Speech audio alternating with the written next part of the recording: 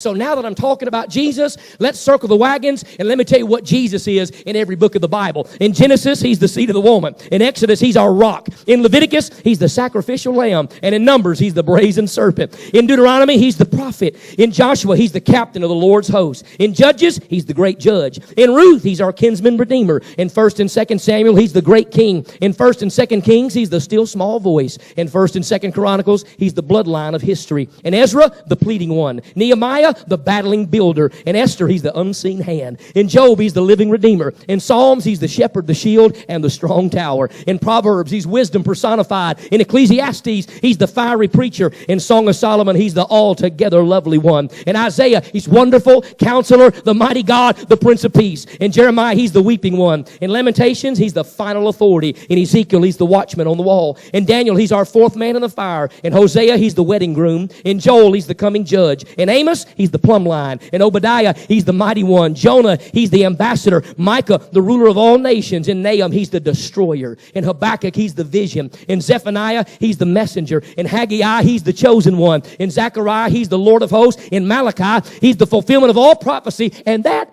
is just the Old Testament. In Matthew, he's the Son of Man. In Mark, he's the Son of God. In Luke, he's our suffering Savior. In John, he's the miracle worker. In Acts, he's the builder of the church. In Romans, he's the justifier. 1st and 2nd Corinthians, he's our sufficiency. Galatians, he's the burden bearer. Ephesians, he's the fullness of the Godhead bodily. In Philippians, he's the servant. In Colossians, he's the pre-existent one. 1st and 2nd Thessalonians, he's the one coming in the clouds in the last days. 1st and 2nd Timothy, he's the equipper of the ministry. Titus, he's the one who cannot lie. Philemon, he's the debt payer. Hebrews, he's the great high priest. James, he's the object of our faith. 1st and 2nd Peter, he's the bishop of our souls. 1st, 2nd, 3rd John, he's the word of life. Jude's the contender. Revelation, he's King of kings, Lord of lords, Alpha, Omega, beginning and the end. From one cover to the other, it's all about Jesus, ladies and gentlemen. He is the common denominator for why we are in this room.